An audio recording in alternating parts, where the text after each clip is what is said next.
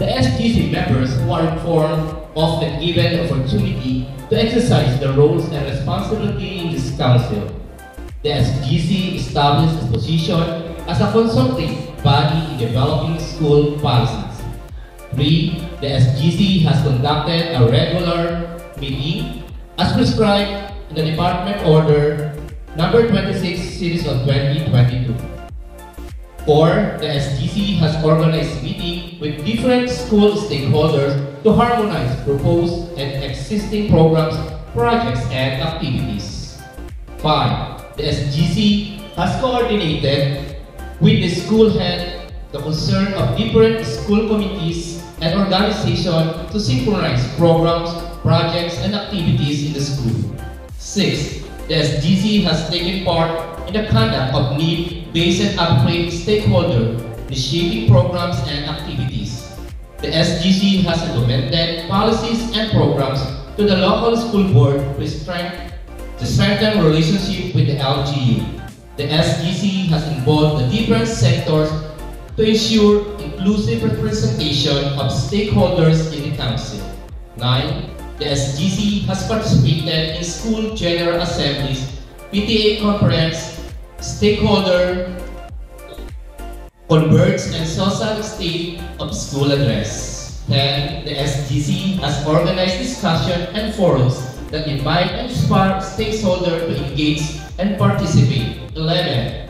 The SGC has assisted the school in communicating information to the school stakeholder through transparency board.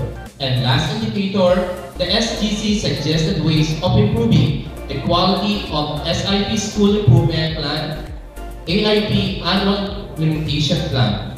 In summary, the School Governance Council and its 12 indicators are essential for promoting collaboration, transparency, accountability, and excellence in education by engaging stakeholders in decision-making process, fostering a culture of continuous improvement, and promoting equity and inclusion.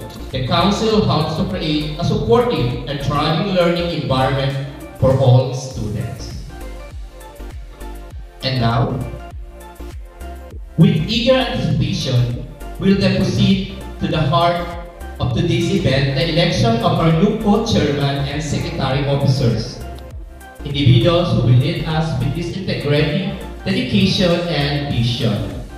This election of officers facilitated by Sir Fidel Palma, 86 from Mapete Department, and Sir Carlos Federico V. Felipe, Head Teacher 6 from Values Department.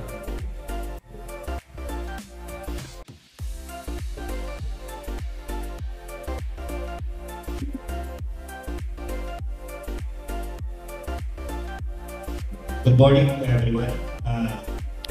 Bago po tayo mag-start, bigyan ko po rin ng ito na po yung pinaka-main ako yung Mr. Fidel Palma na yung Mapete teacher. And I am in charge of the election. Okay, ito na po yung pinakamataas na samahan sa paaralan na kung saan nakita niyo po magpuputo po dito ay ang iba't-ibang sektor. Siya na po yung pinaka-mother ng lahat ng organization po. Bago lang po tayo mag-start,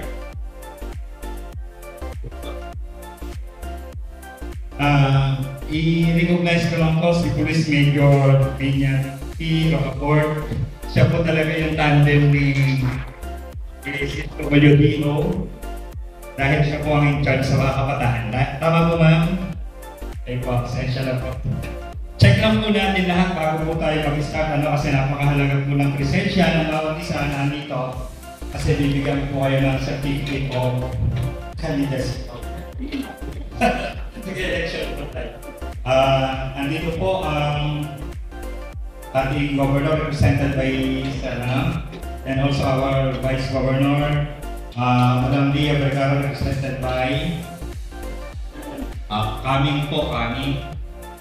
Ma'am Daganyo of Provincial Health Office, po, Ma'am Bagaso, Helen, po, si Ma'am Ma'am Rigor ng Senro, Marin, si Sir Marin po na barangay captain ng aming school.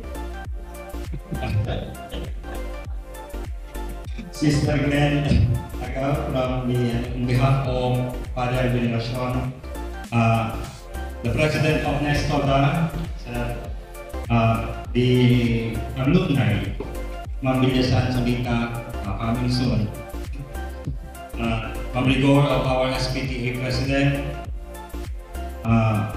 Sir Luis Candelaria of our Faculty President, malapit kanya lang po darating. Master Teacher of NES, Ma'am Lois, yan po ang pinaka-busy sa lahat. Hindi pa po siya appointed na secretary ay pinawork out.